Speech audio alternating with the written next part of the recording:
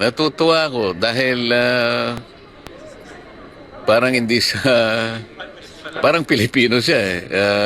Nakita niya yung kawalang katarungan, yung arbitrariness ng pagkaka-abduct ng Pangulo. Wala man lang due process.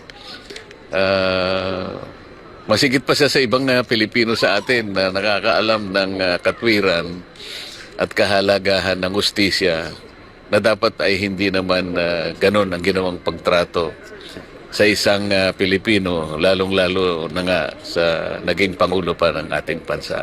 Para kay Fujiki na Managing Director for UN Affairs ng International Police Support Association, mas naunawaan niya ngayon ang suporta ng mayorya Pilipino kay Duterte matapos ang kanilang pag-uusap. Yeah, I really feel that former President Duterte is very much loved by their own people.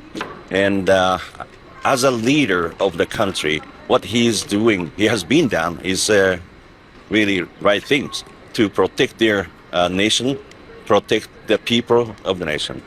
Sa pulong na inorganisa ng Republic Defenders for Peace and Unity o RDPU, tinalakay ang posibilidad na magsagawa ng mga conference.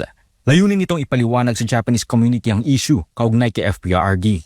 I really hope that the Filipino people can unite and then fight against this injustice. This is what we think, what I think, yeah. Nagpasalamat si Marcoleta sa RDPU sa pag-oorganisa ng kanilang pagkikita ni Fujiki. Nasa Japan ang senador upang ipagdiwang ang wedding anniversary nila ng kanyang butihing may bahay.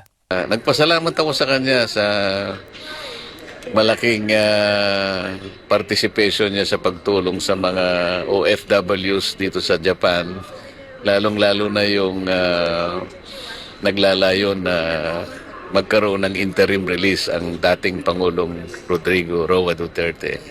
We want Mr. Duterte to get the medical care in Japan, which is safe earlier. So this is a third country, so I hope that ICC will grant the interim release. Nitong Marso 28, nagsagawa ng iba't ibang aktibidad ng RDPU at Filipino community sa Japan para sa kaarawan ng dating Pangulo. Kabilang dito ang mga malalaking aktibidad sa Nagoya at Tokyo.